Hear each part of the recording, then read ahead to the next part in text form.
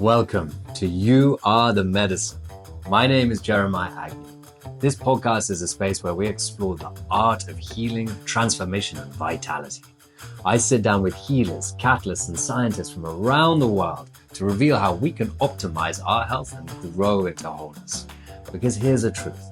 Healing isn't just for the few, it's for all of us. And it's about discovering the modalities that resonate with our unique journey. Let's go. We are really excited to be partnering with the Conscious Health Summit, a gathering of heart-led catalysts bringing ancient wisdom and modern science to our lives. Discover the true meaning of holistic health in Lisbon on the 2nd and 3rd of May, where 1,800 health seekers, 60 speakers and facilitators will share with you the tools, the tips, and the secrets for optimal living.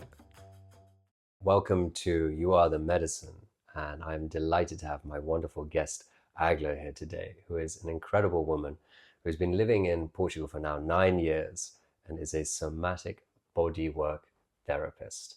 She originally came from Lithuania, and she has now been properly situated in Lisbon now for a number of years, and I'm really excited about her work. I've experienced it, the power of it, the beauty. I found myself going to places that I thought I'd already dealt with and turned out I hadn't. And I was there, in her arms and in her support, and going through this beautiful process of recognizing where I myself was still disassociating and parts of myself. And I could feel my body switch down. But we'll go into that a little bit. But just to say that I'm really excited for you to hear and listen and to introduce an amazing body worker who really brings people back home to themselves. So yeah, thank you, Egle. And tell me a little bit about your work. Let's start with that. Thank you, Jeremy. First of all, really a pleasure to be here with you and to share what I do more and to share with all the people listening. So yeah, somatic bodywork. I would say we are working to help people tune back into their body's innate wisdom and to really understand the story that their body is trying to tell them. What do I mean by that is that we work with touch, we work with breath and awareness, and the underlying sort of idea of somatics is that we recognize that all the patterns and all the memories and everything that is happening for us and within us in life will be manifesting in the body. So maybe you all probably have felt something like, oh, I know this already. I know this is not healthy for me. I know I shouldn't go there or choose that. And here I am again falling in the same thing, right? It's because the body also has the memory and also has the tendency and the pattern to sort of guide you again into what it knows already. So in the session, what happens, again, as I said, through breath, touch, and awareness, is that I help the client to recognize what is happening in their body while maybe they are in a certain emotional state, or when they're dealing about a certain situation. Yeah. And then we meet the tensions, we meet maybe pain, we meet certain physical pattern that we bring from the unconscious into the conscious, and so they can release it. And then they can also choose next time not to go there. So it's kind of like having a body as a gateway to work on all the levels, but really addressing the issues and the limitations through the physicality first. Wonderful. Yeah, I really believe that the body is the key, that it opens up access to all of those parts of ourselves that we can't necessarily access because they're in our unconscious. So I really believe in this work. Tell me, for example, let's say somebody's experiencing a session with you one-on-one, which I did, and I would love to hear it from you in your eyes. What is your process? And then I'll share with others what mine was. So it all starts with a conversation. It's important to understand what's alive for you, what you want to bring on a massage table, so to say, right? What is it that you want to work on or transform or have a different perspective on? I really want to highlight the importance of this work not just being, in a sense, therapeutic so that you come when you're really in a bad place. Sure, good to do that. But also it can be like a maintenance or something that can help you actually up level, and expand even more. So you can come with like a physical issue, knee pain, back pain, maybe you're recovering from a physical trauma or an operation, right?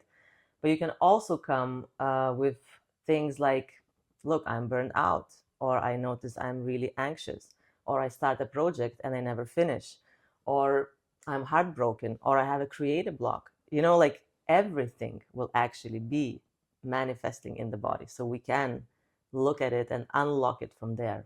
I think that's interesting for so many people is to recognize that even a physical accident or an ailment that we have is still a sort of a trapped trauma, still a memory that hasn't been processed and released. Definitely, every time, for example, if you have a broken bone or especially like things like operation, right?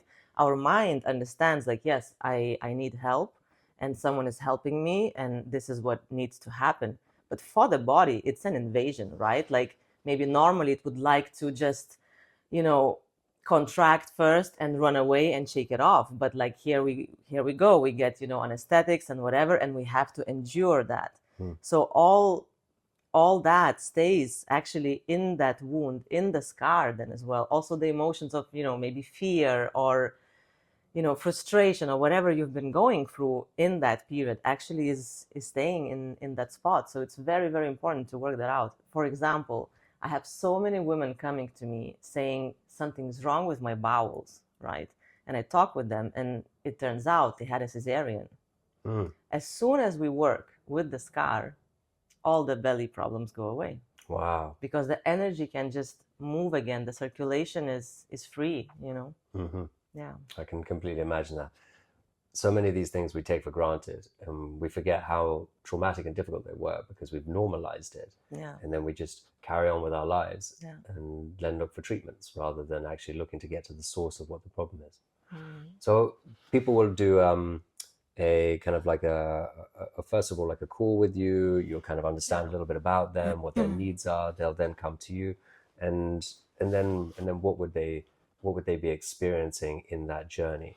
Is it on a massage table or is it in their home? Yeah. So there are different modalities that I work with.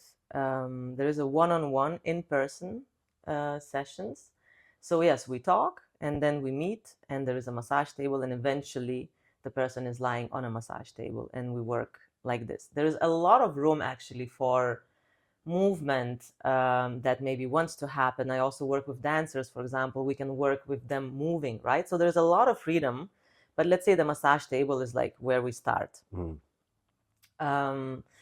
Every session is really tailor-made. It's individually sort of designed for you because even if, say, we have two people that suffer from migraine, right? I probably will approach it differently because of how you are, how you're holding your body, what history you're coming with, right? Of course, everybody's unique. Yeah. Exactly. So, generally the session is on the massage table, right? And during a session, what is really important is to keep the client's attention in the here and now. That's how also this sort of body work is very different from like a, let's say, standard massage where you come, you lay down, someone is, doing something to your body. It's amazing. You can switch off. Great, has its own benefits. But here, in order to really work things through, I need your attention because you need to understand what's happening because then you are getting your power back, the agency of your own body to then do your homeworks and, reprogram actually your patterns into something more healthy. So this is the one-on-one massage table, hands-on. There's it's quite interactive in that sense. In a sense, it is not quite so interactive. as passive as other things. You have to be there. You have to be there, definitely, because like we are working together. I really like to see it not so much as like me doing something for you or to you, but actually we are working together. I'm showing, I'm guiding, I'm maybe asking a question, I'm maybe pushing a button, right? But like if you are off, there's not going to be a great benefit. And it's also like a metaphor for everything in life. then that you can take with, like Mm-hmm. how much am I present in what I'm doing, how would my life change if I would bring more presence in what I'm doing. Mm-hmm. So yeah, this is the one-on-one. Well, before we move on, I'll kind of talk about my experience of the one-on-one as well, which was fascinating because there were moments where you would press something and you'd feel me drift out very, very quickly as I was disassociating, because there was something in relation to whatever memory that I hadn't processed that was still there in my muscle, my sinew, my tissue, my fascia, my tendons. And the moment that you were pressing it, I was just like, brain was telling me, shut down, run away. Yeah. So I was really feeling how there was such a strong correlation to the interventions that you were creating and working with me and looking at me the whole time to understand, to see how my body is reacting, how my mind is reacting. Yeah. And then you were able to like go into that process, Yeah. holding these positions, and it would release whatever it was. So I felt that in the immediate sense. But I love therapies where it is participation, right? Because I strongly believe that we have to make the choice. It is a decision that we are here to heal ourselves with the other person who's helping us too, right? It goes both ways. That's why I believe it's, Exactly. that you are the medicine. We have to have that conscious decision, and it's not just a passive thing. So definitely, I strongly believe, and I went through my own journey to understand that we are our own healers. We definitely need help. We definitely need guidance. We definitely need support. Yes, all that. But actually, no one can do our process for us. We really need to look within and to maybe make certain changes, right? So I think this work primarily, as much as it really brings you back into feeling your body, is very much highlighting the importance of awareness generally in your life, because I often like to say that this work sort of empowers you, right? Like to step back into your full potential, to, like to expand. Because imagine if you're constantly in a pattern, you're somehow contracted, be it a mental pattern, right? That you just keep telling yourself, or maybe it's something physical, like you're contracted. So how can you achieve? How can you grow? How can you, you need to be relaxed, you need to expand. But you can't do that if you're not aware, first of all, so really the emphasis is on the awareness. And actually, once you realize that you are aware of what is happening with you, that's where the power comes. Because now okay, do I want this? Maybe I can choose something else, like it's conscious. So it's, for me, that's really something that I love about it, to bring back the power to the people. Yeah. I agree. Now, if someone was to participate in a group session with you, how would that look? Yeah, group sessions. So I like to call them workshops. We do a similar thing, which is, reconnecting with the body, feeling the body, grounding ourselves, and meeting the patterns, but it's done through movement. It's done through guided movement, breath, sort of meditation fusion.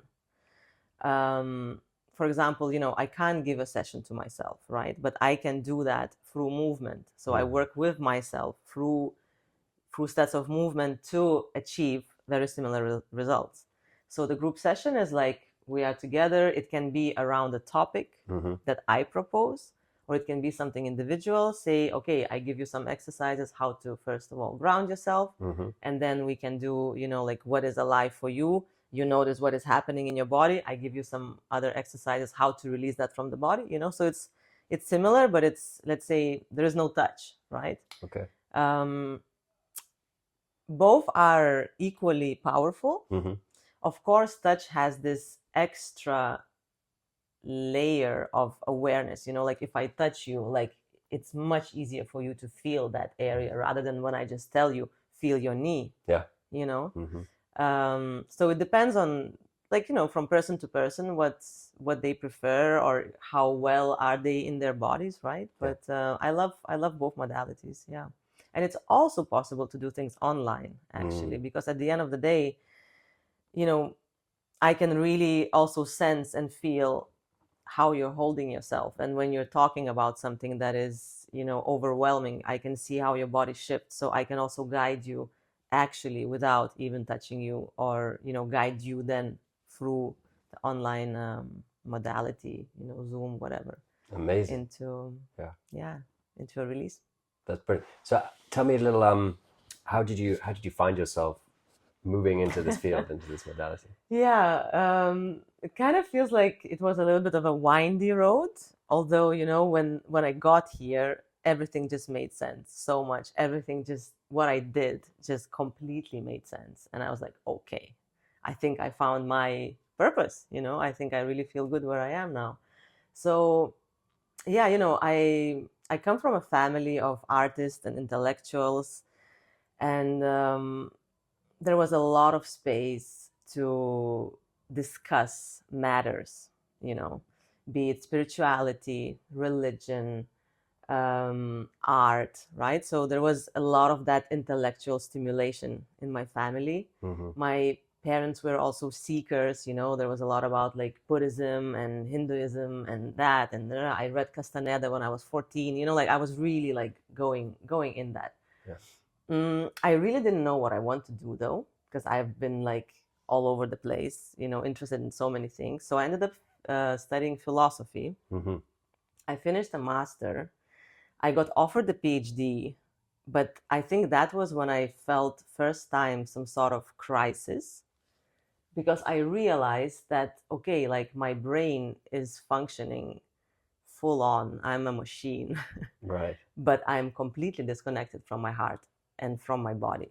I've been doing already yoga a little bit, so there was kind of this embodiment, practices coming into my life, but not so much. I was mainly operating from my mind. So I stopped. I finished my master. I said, okay, here I have my diploma. Ciao. That's how I came to Portugal, to just try and live something completely different and find out who I am and what I want. Long story short, I did another master's in cultures and development. I ended up working in Africa in development in UNESCO. Also didn't really feel right somehow. I came back to Portugal, and what happened is that I got ill. My body just sort of stopped functioning. I was in my early 30s, and yeah, I didn't feel well. And well, the modern medicine couldn't really help me. No one could find out what it is. So I had to get help from the alternatives, which anyway, I was always kind of leaning to.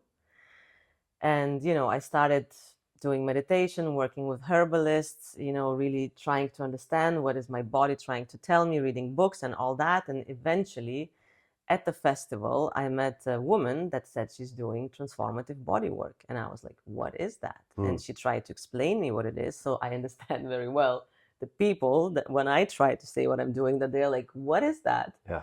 Because I didn't really get it. But she was so intriguing that I was like, okay, I would like to get a session with you. And the tipping point was when I sat up from that first bodywork session that I received. It was my body that just said, I want to do this. It was really not coming from my mind. I just said, like, I want to do this. And I myself got surprised even that I said that, Yeah. And I mean, she's been teaching, but she's been teaching in Berlin, and it was like kind of COVID times, how to do. But then she said, okay, well, I'll come teach you here. We formed a little international group in Portugal, and then the next 4 years she's been coming and Wow. yeah, embarking with us on this journey. And it's been the most transformative thing I've done in my life, actually going through that training. Wow. I would say as equally strong as psychedelics, definitely. It's an ongoing process anyway, because there's always movement and there's always striving for more, and there's always some sort of pattern that spirals back to you, and you think, oh my God, I've solved that. I thought, here we are, so yeah, and then all that experience with being in academia, working on projects, doing like social youth work, just kind of made sense, because I already had all those tools of like how to speak with the person, how to feel the person, like it just kind of added together. And also throughout my life, I felt I always had this sense of, if someone has pain, I would be like, maybe I touch you there, or especially with the feet, like maybe something there, and like the pain would go away, and I would be like, I don't know, what is that, but didn't know what to do with it. So I think all these things merged and fused together, and I finally had something like I could do with my hands, but also use my intuition and use my, brain, and I was just like, wow, okay, this is it. I'm convinced. I'm always happy to find when people found their gift in life, and they know it, and they've suddenly realized that there's such a beauty in the purpose of the service that we can offer each other, and the joy and the love that we get out of that. Yeah, definitely. Is there something you'd like to share maybe with our audience that maybe they could practice at home, or something that they could take with them, something you've learned that might be helpful for them? Yeah. So, there are so many tools and so many things I love to share, but would you like to go on a very tiny journey with me, and maybe the audience as well? I'd love to. Would be good, in case you are listening to this and you're driving, for example, maybe don't do it.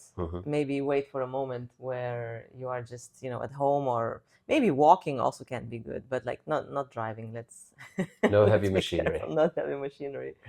So maybe let's just close our eyes for a second. Make a deep breath in and out. Maybe one more. And just feel yourself here and now. Maybe if you're standing, you could feel your feet touching the ground, and if you're seated, just feel the chair or the sofa beneath you. Just kind of like arrive to your body in the here and now. Keep breathing. And let's do a little experiment. Could you think of something that is bothering you or overwhelming you at the present moment in your life? Not at this very moment, but maybe you had a fight with your partner. Maybe you're anxious about the new job that you're gonna do. Whatever is there, maybe don't think of something that is like a 10-degree overwhelm. Maybe choose something, in the middle, but something that you're kind of, anxious about, something that stresses you. And really go into that whole story in your mind. And now, could you gently shift your attention into the body and notice, is there something that your body is doing at this moment while you're thinking about that stressful situation? And maybe you notice, like perhaps you're not breathing so well anymore, or maybe there is a slight tension in your belly, or maybe your shoulders get kind of contracted, or perhaps it's your jaw. Whatever you notice, could you actually do it even more? Really go into that contraction or into that disassociation.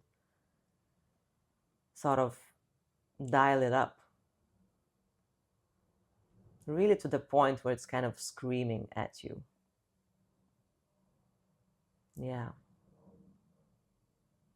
Yeah, exactly.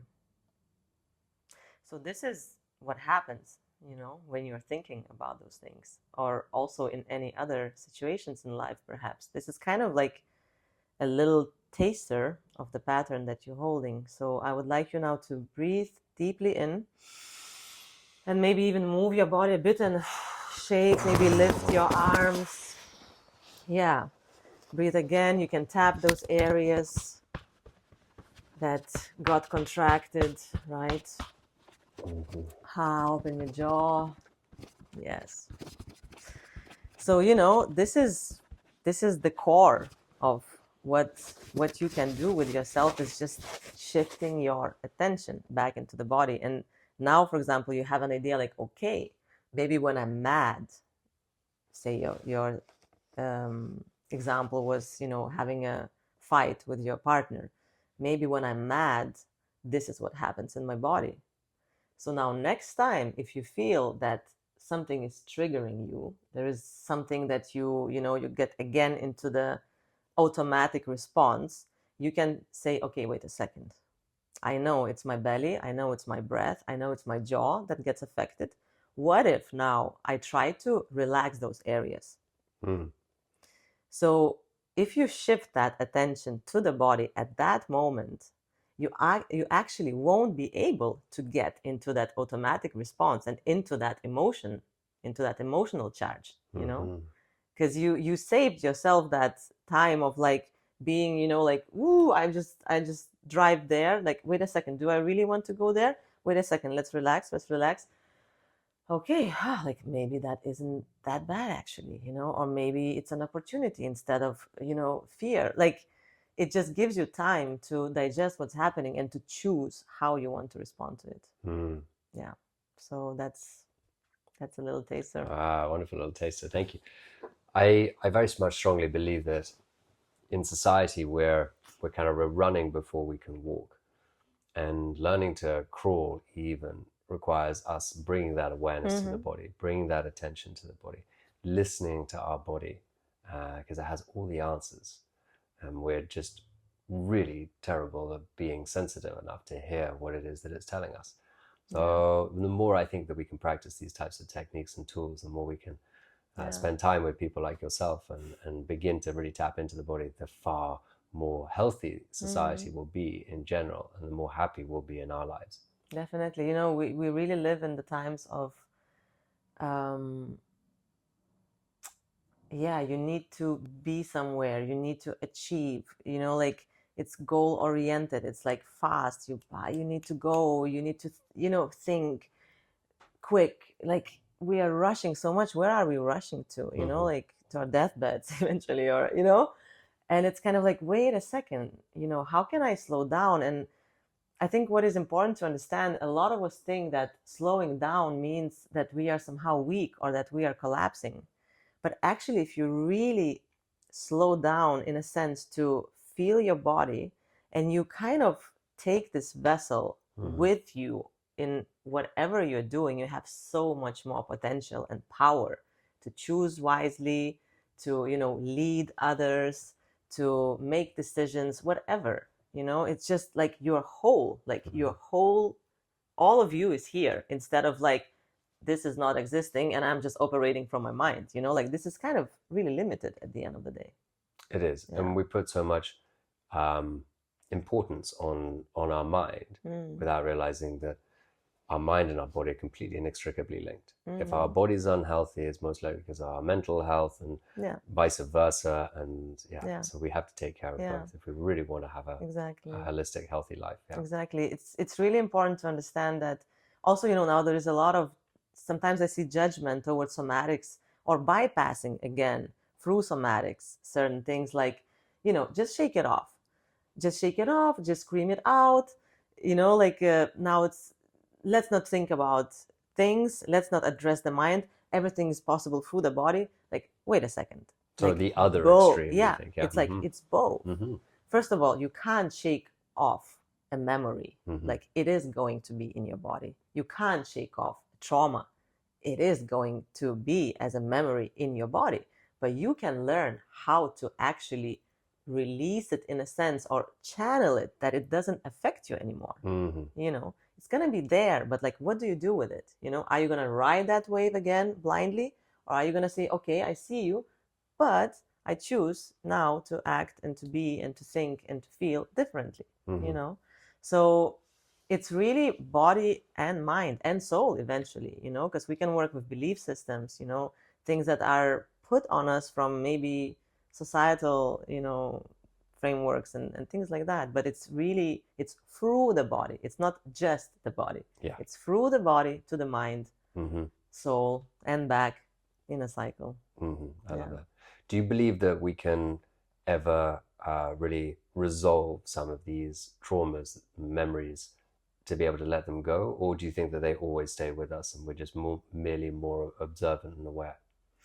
I mean, when I say they're staying with us like as a memory, it happened. Also, in order to really release a trauma, first of all, you need to acknowledge it, because often when big trauma happens, people don't even remember what exactly happened, right? So first thing is really to acknowledge, yes, that happened, and then it's not that you're gonna forget it. I mean, how can you forget? Like, it was a big event, probably. But it's like, okay, that happened, and like, I learned perhaps something from it, or I know how to shift from it and live my life that is not really influenced by that anymore. That I can feel safe again. I feel safe in my body. I trust myself. I trust life.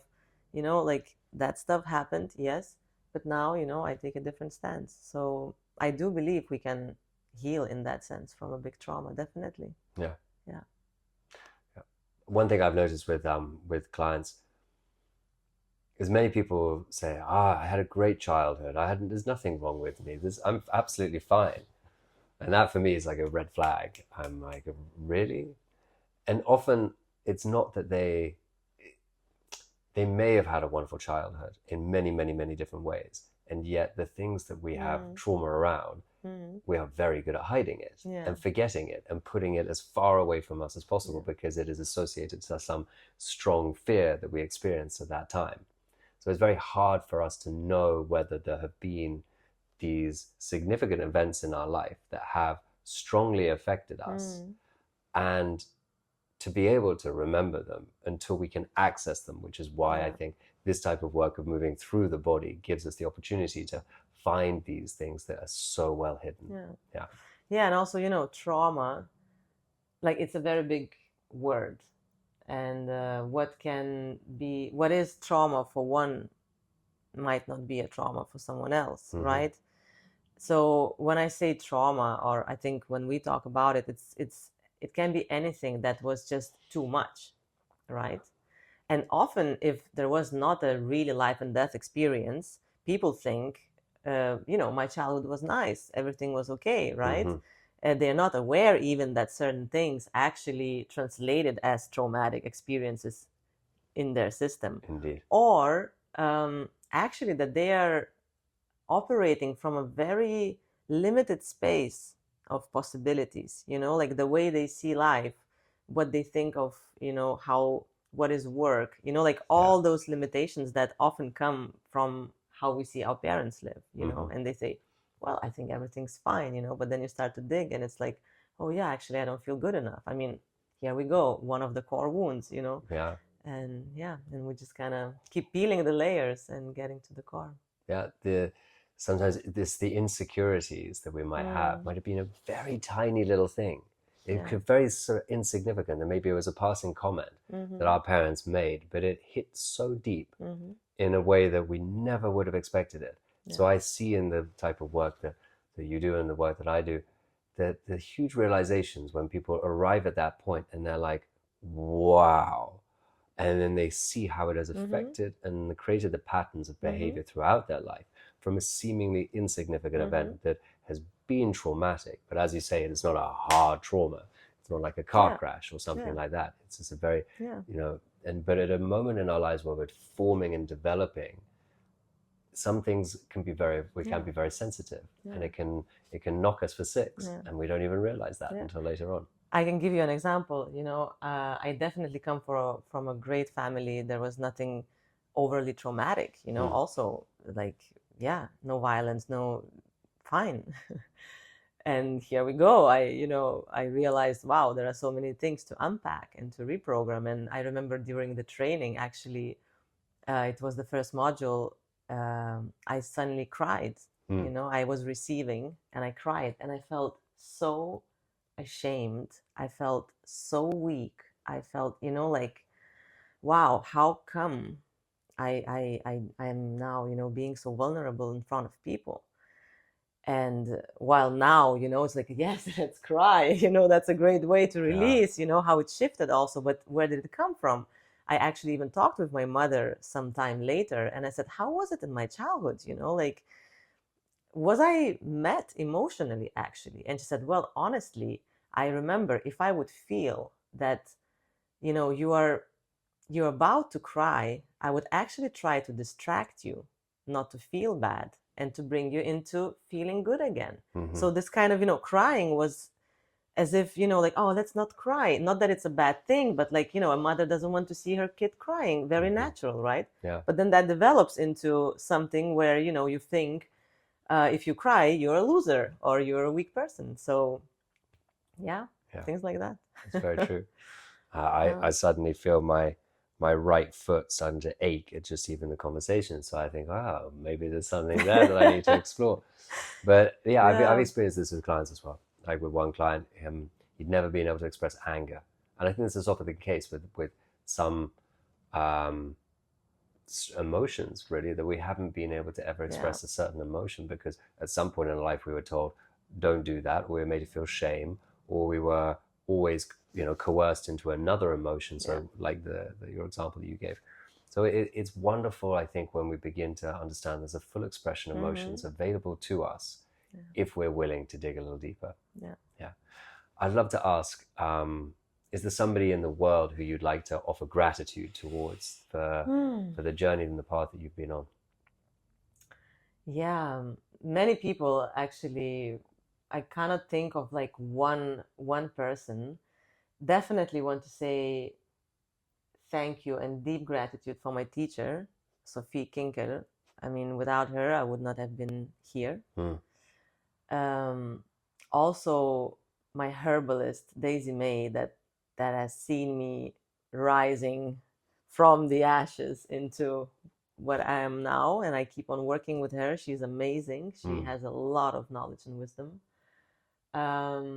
And also, honestly, when I think of someone that is supporting me in this journey, is my friend and colleague, Caro. We studied together bodywork.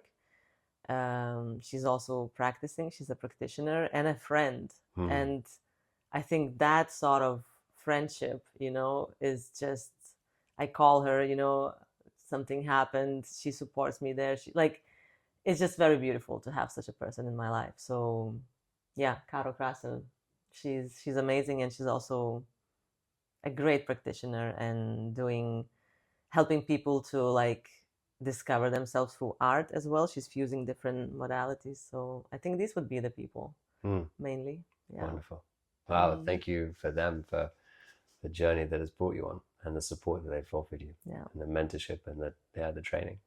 So if somebody would like to find out more about your work and get in touch, how would they find that?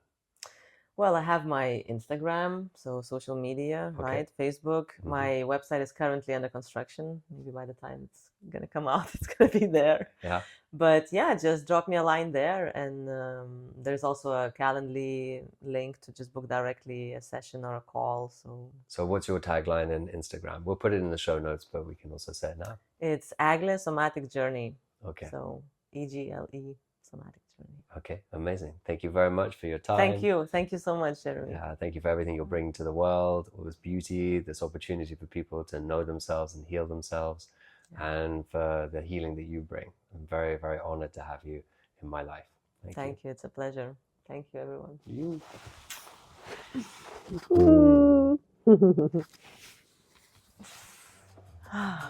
Cool. You, yes, you are the medicine. Every insight, every shift, every step you take towards wholeness ripples out into the world. We're all healers and we're all healing. And together, we're remembering what it means to truly thrive. If this conversation moved you, if it sparked something inside, subscribe, share it with someone who needs it, and let's grow this circle of healing together. Because healing isn't just personal, it's collective. And the more we rise, the more the world rises with us. I'll see you next time. Keep listening, keep exploring, and keep being the medicine. Thank you.